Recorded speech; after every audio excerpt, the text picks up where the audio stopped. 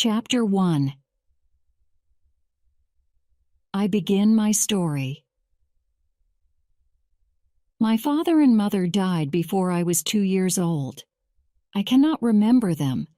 My father died first, fighting in the war against the French in 1815. My mother died a few months afterwards.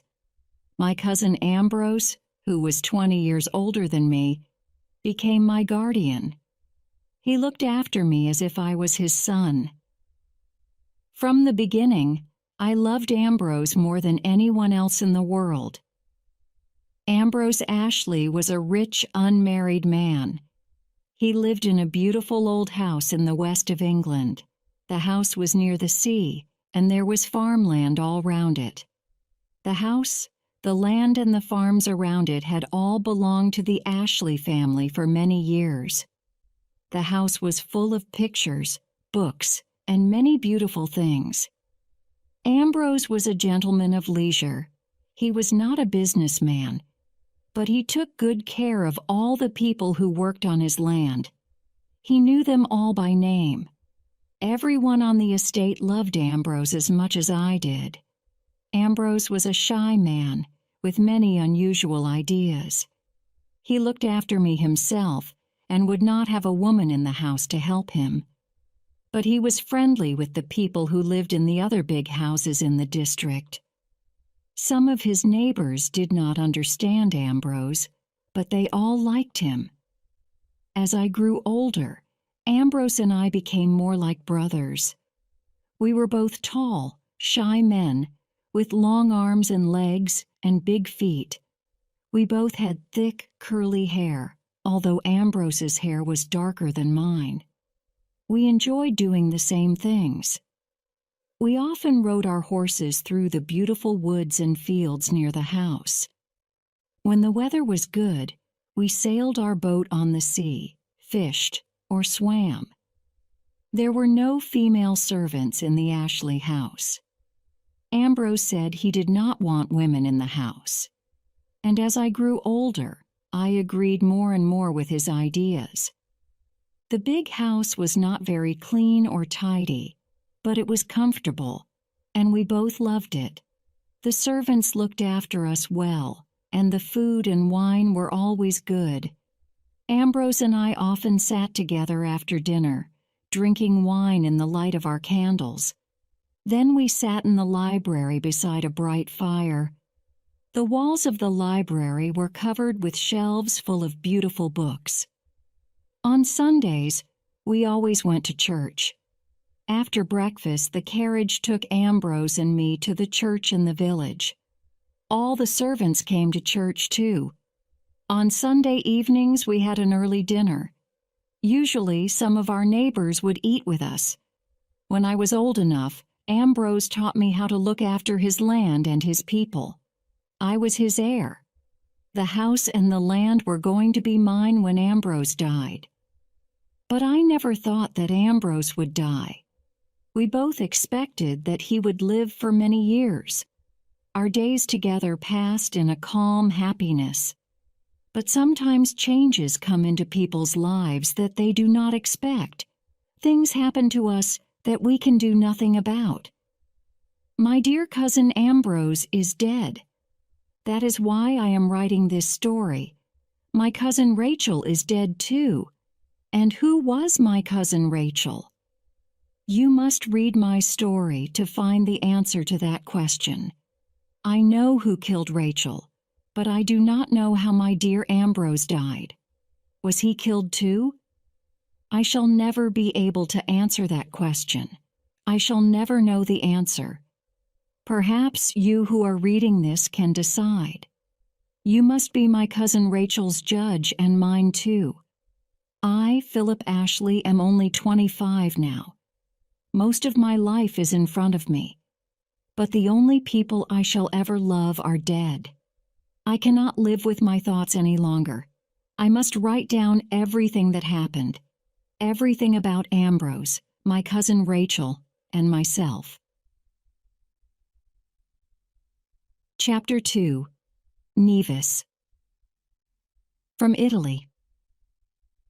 Ambrose and I lived in Cornwall. It is often cold and damp in winter there. Rain falls nearly every day, and the sea looks rough and gray. This weather was bad for Ambrose. By the time he was 40 years old, he was walking with a stick, and his hair was turning gray. His doctors told him that he must go abroad every winter to a drier country. If he did this, he would become stronger, and he would live to be a healthy old man. I was 22 when Ambrose went abroad for the third winter. I had left university, and I was old enough to look after the estate by myself. This time, Ambrose was going to Italy. He wanted to see the beautiful gardens of Rome and Florence. Ambrose loved his own gardens, and everything he planted grew well there. Now he was planning to bring back many unusual plants and trees from Italy. The evening before Ambrose left for Italy, we sat together in the library as usual. We were both smoking our pipes, and our long legs were stretched out in front of us. We were wearing old, comfortable clothes, and the fire was burning brightly.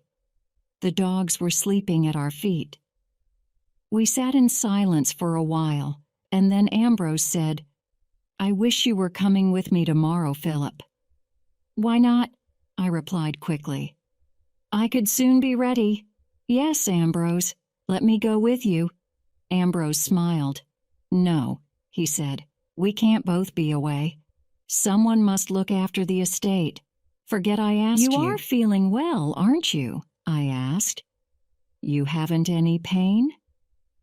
"Of course not, Philip," Ambrose replied. "The trouble is that I love my home too much. I don't want to leave." Ambrose stood up and walked towards the windows. He pulled back the heavy curtains and looked out into the darkness. "You must promise to look after the gardens for me, Philip," he said. "What do you mean?" I asked. "You will be back here in the spring." "Yes, I will." Ambrose answered slowly. "Take care of things while I'm away, Philip. You are very young, but I need your help. You know that. And everything I have will be yours." Suddenly I felt afraid. "Ambrose, please let me go to Italy with you," I said again. "No, Philip, that's enough," Ambrose said with a smile. "Go to bed." That was all. We did not discuss the matter again. Early the following morning, Ambrose left for Plymouth, our nearest big port. He was going by ship to the south of France. From there, he would travel by coach to Italy. The weeks passed slowly for me. They always did when Ambrose was away. But I had plenty to do. And if I was lonely, I rode my horse into the nearest town or visited our neighbors. The first letter from Ambrose arrived in the middle of November. He was well and happy. The journey by ship had gone well. At Christmas, Ambrose wrote to say that he had reached Florence. It was in this letter that he wrote about his cousin Rachel for the first time. He told me that our family and her family were related. Rachel's father and mother were both dead. Rachel's husband, an Italian count, had died too. She lived alone near Florence in a big house called the Villa Sangalletti. Rachel had planted the gardens of the villa herself, and they were famous for their beauty. I was glad when I read this letter. Ambrose had found a friend who loved gardens as much as he did. The winter in Europe was very bad that year, and snow covered the roads. Because of this, the next letter did not arrive until the early spring. In this letter, Ambrose told me more about his cousin Rachel. She had found him somewhere to stay near her villa. "My cousin Rachel is a very intelligent woman," Ambrose wrote. "But thank God she doesn't talk too much. Her gardens are beautiful. The weather is getting warmer and I am spending a lot of time in them. My cousin Rachel is pleased to have an English friend, and I am giving her advice about business matters. She has very little money. Because I have helped her, my cousin Rachel has helped me find many beautiful plants. I will bring them home with me. I was surprised by this letter. Ambrose had never shown any interest in a woman before, but I was glad that he was well and happy. There were a few more letters, but Ambrose did not say anything about returning to Cornwall. Then, at the end of April, I received the letter that changed my whole life. Dear boy, I don't know how to begin to tell you. My cousin Rachel and I were married 2 weeks ago.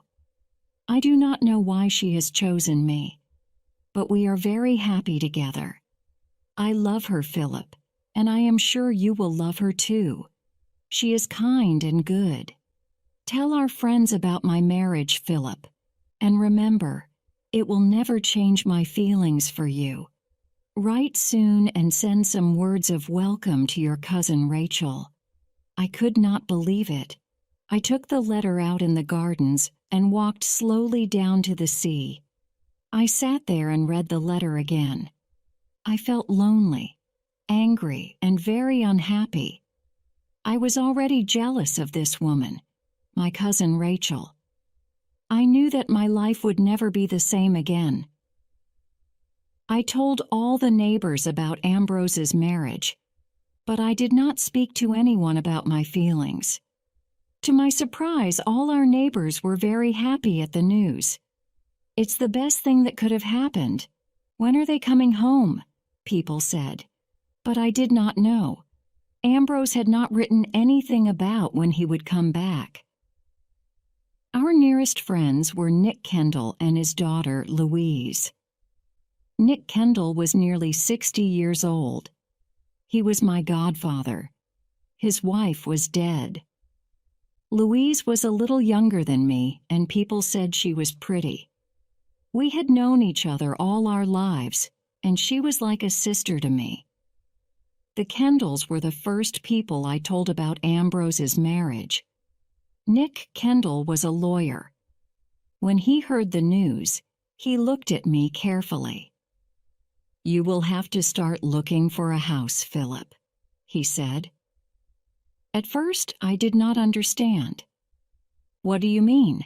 I asked in surprise.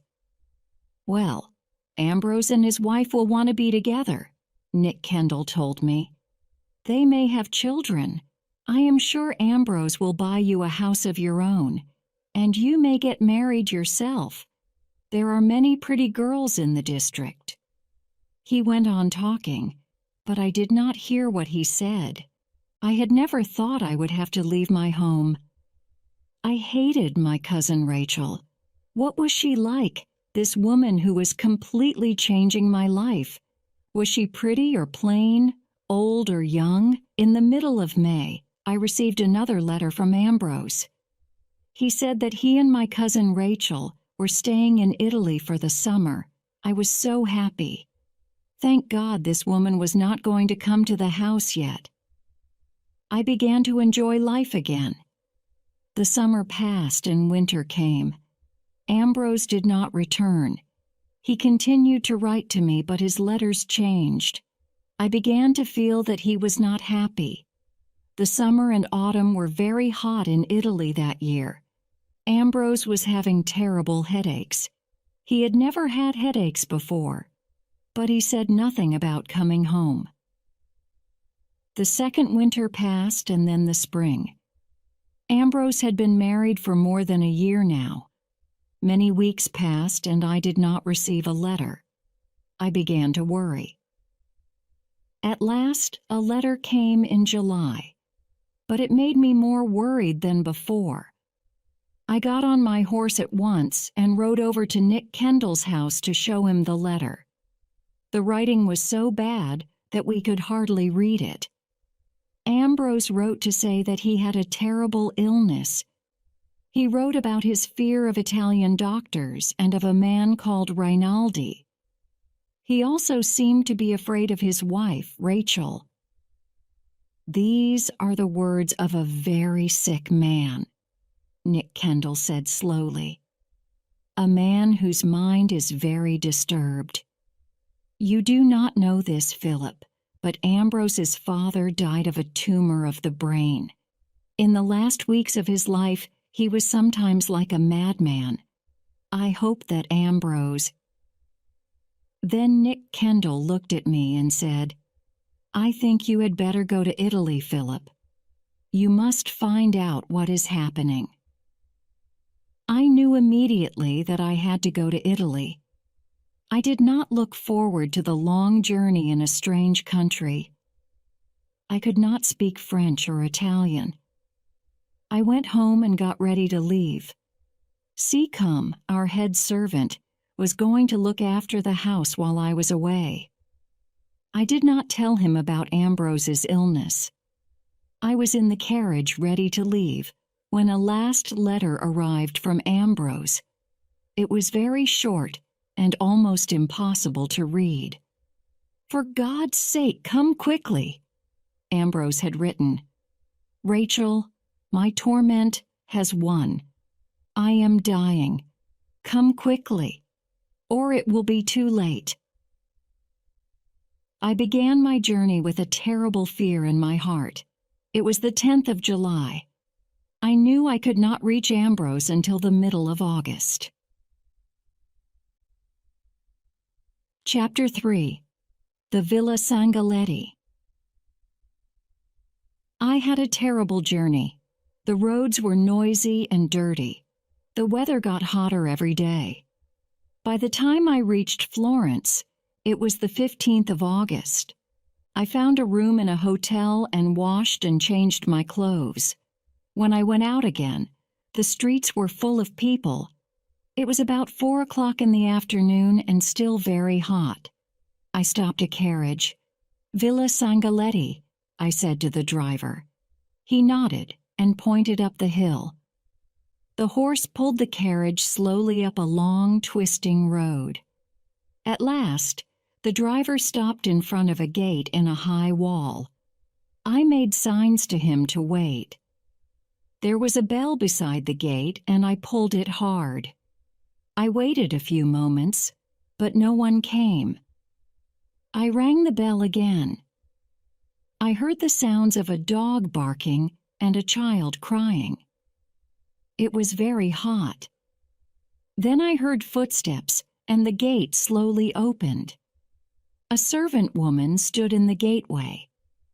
There was a long, wide path behind her. It led to the villa. "Villa Sangalletti? Signor Ashley?" I asked. The woman tried to shut the gate, but I pushed past her. A man appeared and the woman shouted to him in Italian. I heard the words, "Ashley, Inglés." The man stared at me. "I speak a little English, signore," he said. "Can I help you?" "I have come here to see Mr. Ashley," I said. "Are Mr. and Mrs. Ashley at the villa?" The man looked worried. "Are you Signor Ashley's son, signore?" he asked. "No," I said. "I am his cousin." "Tell me quickly. Is he at home?" "You are from England, signore?" the man asked slowly. "You have not heard the news?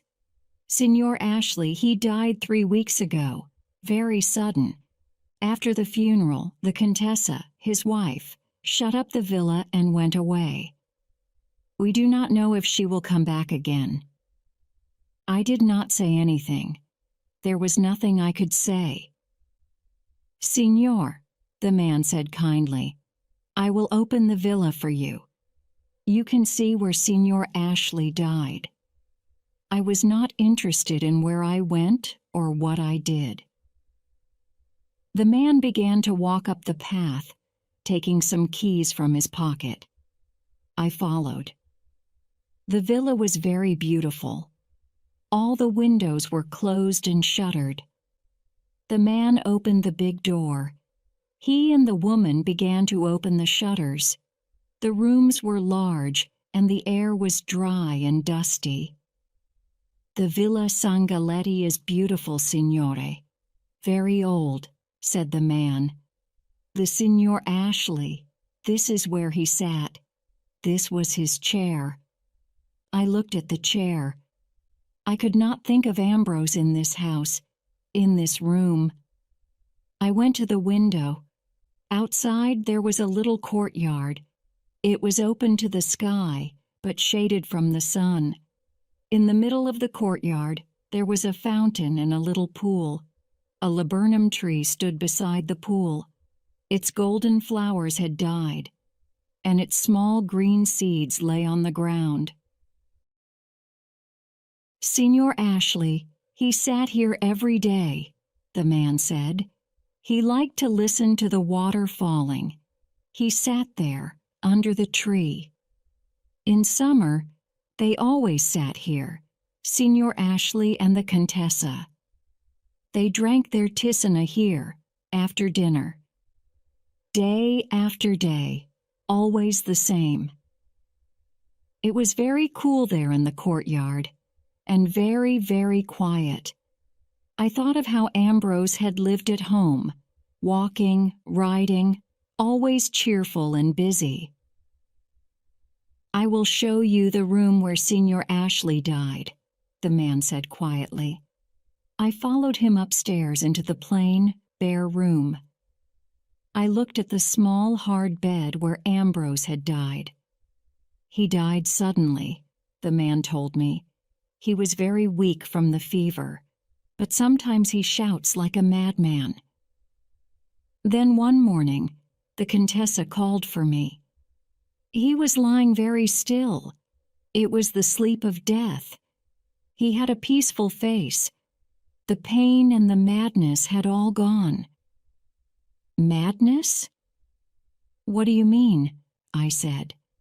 "The madness of the fever," the man replied. "He suffered much pain. Sometimes I had to hold him down in his bed. Then came the fever and the madness. I tell you, signore, it was terrible to see." I turned away. "Why was nothing done?" I said. "Why did Mrs. Ashley let him die? What was this illness? How long did it last?" "At the end it was very sudden, like I told you," said the man. "But he had been very ill all winter, and he was sad. All winter he was sad." We walked through another room and out onto a long terrace. In front of us were the most beautiful gardens I had ever seen. "I think," the man said slowly, "that the Contessa will not come back again. Too sad for her. Signor Rainaldi told us that perhaps the villa will be sold." "Who is Signor Rainaldi?" I asked quickly. "He arranges things for the Contessa," the man replied. "Money, business, everything. I give you his address. He speaks English very well." He closed the shutters. We walked downstairs again and stood by the big door. "What happened to his clothes?" I asked. "Where are his books, his papers?" "The Contessa took everything with her." "And you don't know where she went?" I asked. The man shook his head. "She has left Florence. That is all I know. Signor Ashley was buried here in Florence, signore. Then the Contessa left." The woman suddenly spoke to her husband and opened a chest near the wall. She came back carrying a big straw hat, Ambrose's hat, the hat that he had sometimes worn at home in the sun. The woman gave it to me, and I stood there with it in my hands. "Take it with you, signore," the man said softly. "It is yours now." Chapter 4. I Meet Rainaldi. On my journey back to Florence, I thought of only one thing. I had to speak to Signor Rainaldi. He must know more about Ambrose's death. The servant at the villa had given me Signor Rainaldi's address. I found the house at last, in a quiet, dark street. Signor Rainaldi was at home, and a servant took me to his room. Rainaldi looked surprised when he saw me. He was a thin man, about 40 years old, with a proud, hard face. "My name is Ashley, Philip Ashley," I said. "Yes," Signor Rainaldi answered. "Will you sit down? You are Ambrose Ashley's cousin, and his heir. You look very like him. I did not expect to see you here. When did you arrive in Florence?" "This afternoon," I replied. "I have been to the Villa Sangalletti." Signor Rainaldi smiled. "Then you have not seen your cousin Rachel," he said. "She left Florence very suddenly. Your cousin's death was a great shock to her." "It was a shock to me too, Signor Rainaldi," I said. "Why wasn't I told about Ambrose's illness?" "Mrs. Ashley always hoped he would get well," Rainaldi answered. "She did not want to worry you." "But I had these letters," I said. "That is why I came to Florence." And I handed Rainaldi the last 2 letters from Ambrose.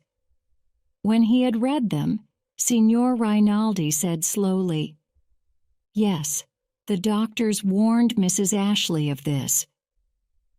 "What do you mean?" "They told her that your cousin had a tumor on his brain. That is why he wrote these letters. First, the tumor destroyed his brain and then it killed him." I shook my head. I could not believe it. Rainaldi held out a paper. "This is a copy of the death certificate," he said. "I sent another copy of it to you in Cornwall and one to Mr. Kendall. As your guardian, he had to be told about Ambrose's death." "Mr. Kendall is my guardian?" I asked in surprise. "Ambrose never told me that." "It is in your cousin's will," Rainaldi replied. "Mr. Kendall will explain when you return home." "But what about these letters?" I cried. "Ambrose wrote them to warn me. He was not sick, but in great danger." "Your cousin Ambrose was sick in his mind," Rainaldi answered. "His sickness gave him strange ideas. Because Mrs. Ashley was with him all the time, he suspected her. A sick man often thinks that his dearest friends are his enemies. If I had been here, Ambrose would be alive now," I said. Rainaldi shook his head. "No," he said, "that is not true. No one could do anything for him." I turned and moved towards the door. "When Mrs. Ashley returns, tell her I know about the letters," I said. "Your cousin Rachel left Florence very suddenly," Rainaldi said. "I do not think she will come back." I walked out of the cold house and into the dark streets. I did not believe Rainaldi's story. Ambrose had died in great pain and unhappiness, and my cousin Rachel had been the cause of his pain. I was sure of that. I promised myself that one day I would bring pain and unhappiness to my cousin Rachel. I would punish this woman who had killed my dear Ambrose, far away from his home and his friends. Chapter 5. An Argument and an Arrival. I arrived home in the first week of September.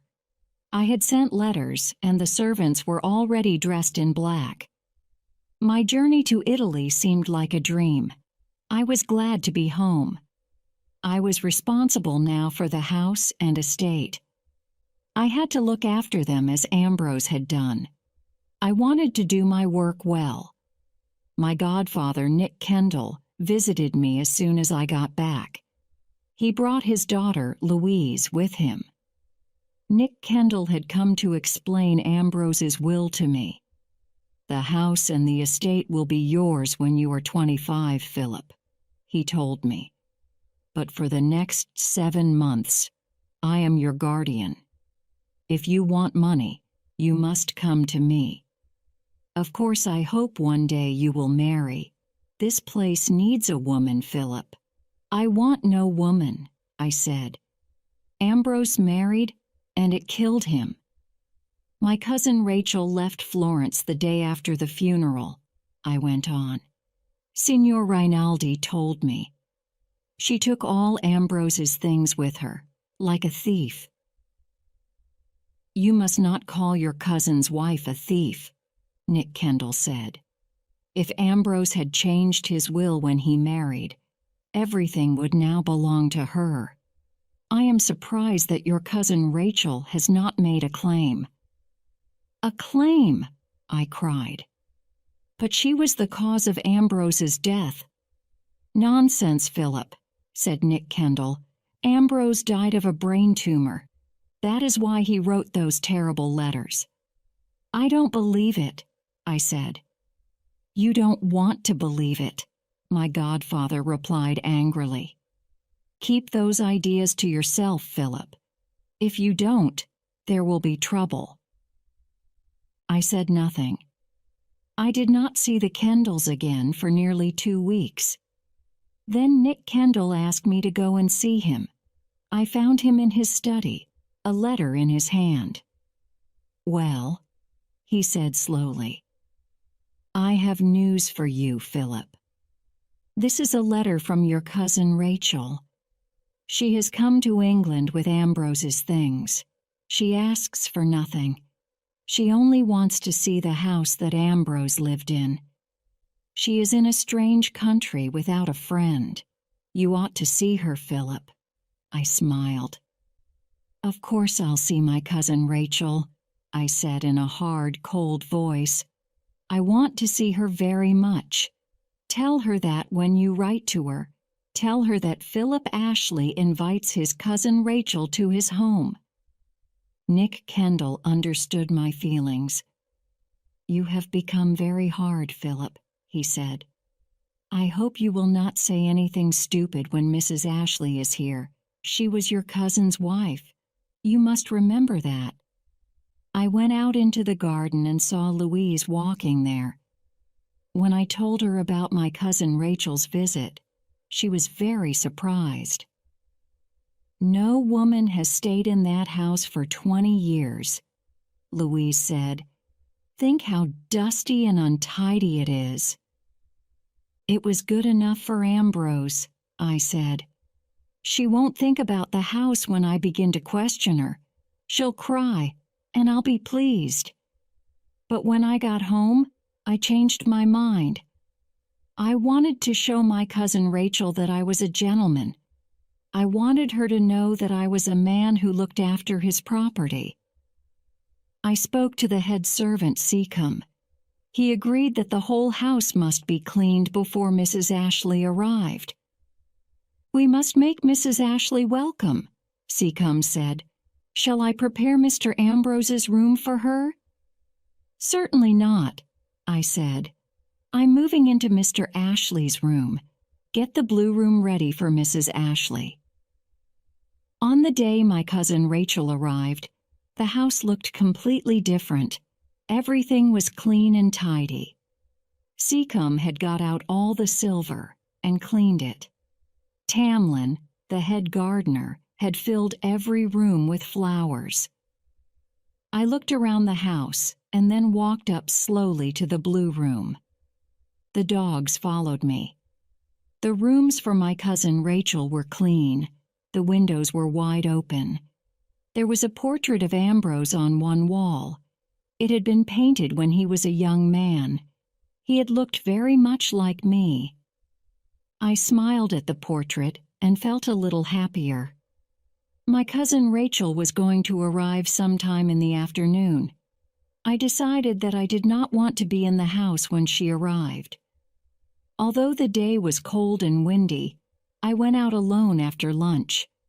I walked until I was tired. I did not return until after 6 o'clock. There was a fire in the library, but the room was empty. I pulled the bell and rang for Seacombe. "Madam has come," Seacombe said. "She is tired and is having some food in her room. She will be pleased to see you after dinner." "Where is her luggage?" I asked Seacombe. "Madam has very little luggage of her own," answered Seacombe. "It has been taken upstairs to her room. All of Mr. Ambrose's boxes have arrived with her. We have put them in your room, as she asked." So I had my dinner alone and drank a glass of brandy. Then I went upstairs and knocked at the door of my cousin Rachel's sitting room. A quiet voice answered my knock.